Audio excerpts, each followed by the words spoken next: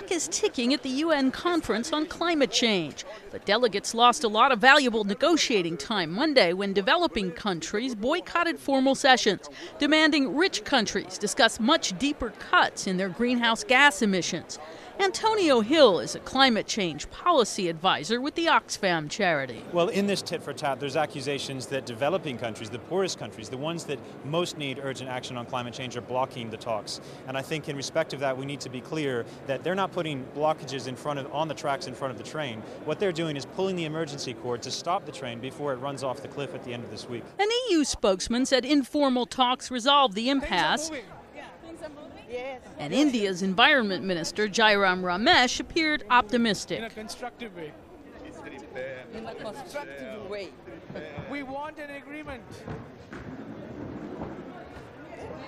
Meanwhile, former U.S. Vice President Al Gore has told the conference new data suggests the Arctic polar ice cap may disappear in the summertime very soon. Clicking through slides in a packed side event, this one shows heat patterns off the coast of Greenland. The Nobel laureate said scientists have told him there's now a 75% chance the cap will melt in summer in the next 5 to 7 years. It's already shrunk dramatically to record low levels, and scientists blame global warming. On a regional basis, this means a dramatic change in the heat absorption from the sun during the summertime. Gore told the appreciative crowd the ice is melting in Antarctica as well.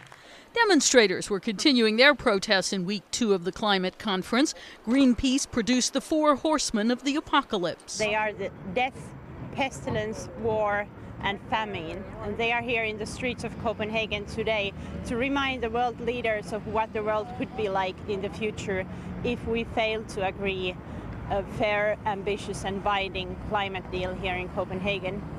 Police were keeping a close watch on the protest outside Parliament. There have been sporadic reports of violence. Windows were broken at this Danish welfare office. Some 1,200 people were arrested during protests over the weekend, although most have since been released. Karen Sloan, The Associated Press.